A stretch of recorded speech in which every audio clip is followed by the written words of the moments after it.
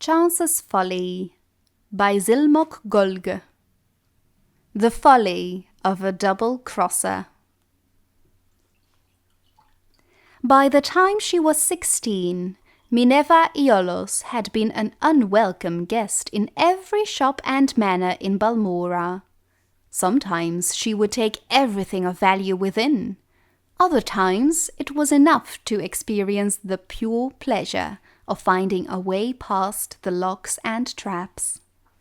In either situation, she would leave a pair of dice in a prominent location as her calling card, to let the owners know who had burgled them. The mysterious ghost became known to the locals as Chance. A typical conversation in Balmora at this time. "My dear, what happened to that marvelous necklace of yours?" "My dear, it was taken by Chance." The only time when Chance disliked her hobby was when she miscalculated and she came upon an owner or a guard. So far she had never been caught or even seen, but dozens of times she had uncomfortably close encounters. There came a day when she felt it was time to expand her reach. She considered going to Vivek or Gnisi's, but one night at the 8 Plates, she heard a tale of the Heron ancestral tomb.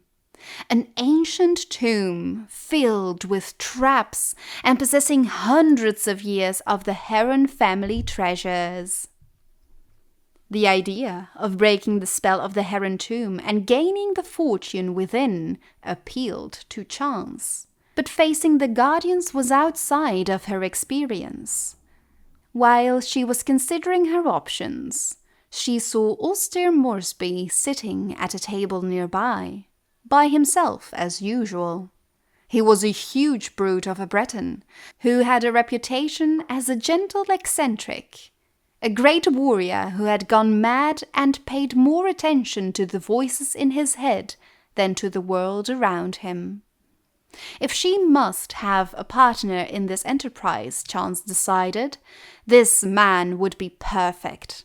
He would not demand or understand the concept of getting an equal share of the booty. If worse came to worse, he would not be missed if the inhabitants of the Heron tomb were too much for him, or if Chance found his company tiresome and elected to leave him behind. "Ulster, I don't think we've ever met, but my name is Minevah," she said, approaching the table. "I'm fancying a trip to the Heron ancestral tomb. If you think you could handle the monsters, I could take care of unlocking doors and popping traps. What do you think?" The Breton took a moment to reply, as if considering the counsel of the voices in his head. Finally, he nodded his head in the affirmative, mumbling, Yes, proper rock, hot steel, chitin, walls beyond doors, 53, 2 months and back." "Splendid," said Chance, not the least put off by his rambling. "We'll leave early tomorrow." When Chance met Ulster the next morning, he was wearing chitin armor and had armed himself with an unusual blade that glowed faintly of enchantment. As they began their trek, she tried to engage him in conversation, but his responses were so nonsensical that she quickly abandoned the attempts.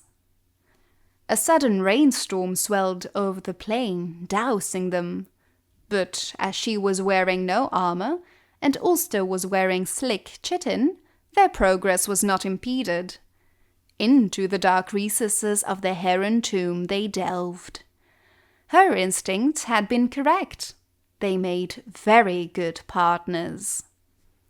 She recognized the ancient snap-wire traps, deadfalls, and brittle bags before they were triggered, and cracked all manners of lock, simple tumbler, combination, twisted hasp, double catch, varieties from antiquity with no modern names, rusted heaps that would have been dangerous to open even if one possessed the actual key, And Ulster, for his part, slew scores of bizarre fiends, the likes of which Chance, a city girl, had never seen before.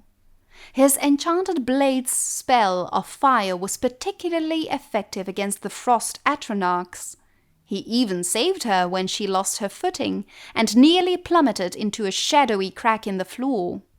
"Not to hurt thyself," he said, his face showing genuine concern.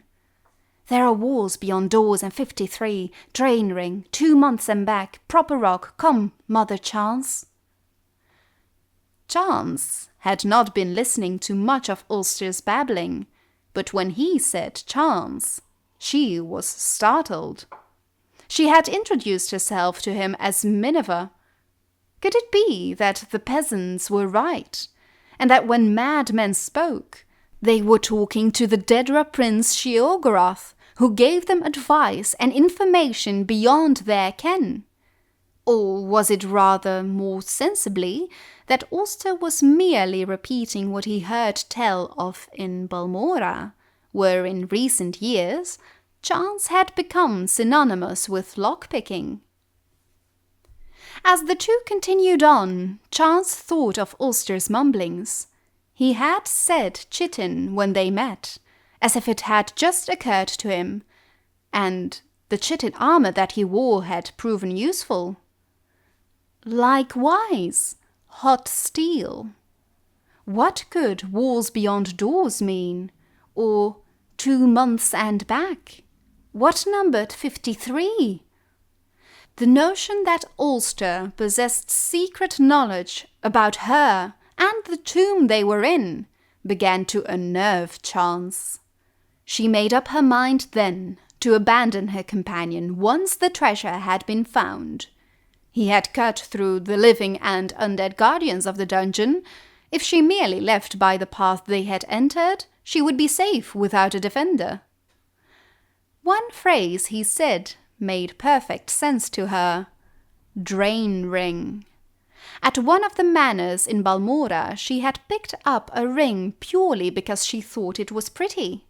It was not until later that she discovered that it could be used to sap other people's vitality. Could Ulster be aware of this? Would he be taken by surprise if she used it on him? She formulated her plan on how best to desert the Breton as they continued down the hall. Abruptly, the passage ended with a large metal door, secured by a golden lock. Using her pick, Chance snapped away the 2 tumblers and bolt and swung the door open. The treasure of the Huron tomb was within.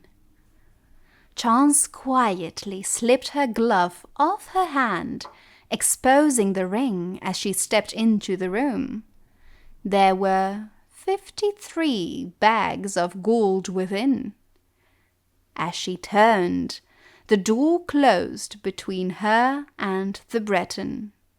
On her side, it did not resemble a door any more, but a wall. Walls beyond doors. For many days, Chance screamed and screamed as she tried to find a way out of the room. For some days after that, she listened dully to the laughter of Sheogorath within her own head. 2 months later, when Ulster returned, she was dead. He used a rock to prop open the door and removed the gold.